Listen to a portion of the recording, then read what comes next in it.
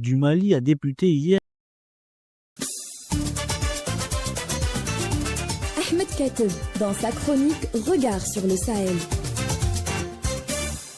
Une consultation des forces dites vives du Mali a débuté hier 16 avril. Initiée par le pouvoir putschiste d'Assimi Goïta, cette démarche n'inspire pas confiance aux partis politiques du pays.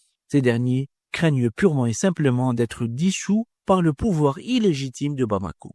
À la veille de cette consultation, une centaine de formations politiques maliennes se sont réunies pour demander des éclaircissements et surtout des garanties pour leur survie. Pour l'ancien ministre Oumar Ibrahima Touré, il ne fait aucun doute quant aux intentions de Goïta et de ses acolytes. Il se murmure, par des voix connues de tous, que le processus enclenché devrait avoir comme finalité de dissoudre ou, à tout le moins, de suspendre les activités des partis politiques. À ce propos, les partis réunis le 15 avril rappellent que la nouvelle constitution adoptée en 2023 par les autorités putschistes de transition elles-mêmes garantit l'existence des partis politiques qui, selon l'article 39, se forment et exercent librement leurs activités dans les conditions déterminées par la loi. Les partis indiquent avoir sollicité une audience urgente avec le premier ministre de transition, le général Abdoulaye Maïga, l'un des dirigeants maliens les plus agérophobes, ainsi que le report des concertations annoncées. Ils assurent enfin que leur volonté est de renforcer la stabilité et la réussite de la transition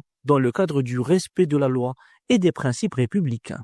Pour la classe politique malienne, de nombreuses questions sont à soulever quant à la pertinence et l'objectif réel de la nouvelle consultation des forces dites vives voulues par les autorités putschistes de transition. En 2021, les Assises nationales de la refondation avaient donné un tour de vis à la liberté de créer un parti politique en durcissant leur financement. En mai 2024, le dialogue intermalien, orchestré par les autorités de transition, avait recommandé la prolongation de la transition et l'élévation des colonels putschistes au grade de général. Parmi les recommandations figurait aussi le durcissement des conditions de création des partis politiques et la suppression de leur financement public. Le Mali, qui compte aujourd'hui 300 partis, a instauré le multipartisme en 1991, après le renversement de la dictature militaire du général Moussa Traoré.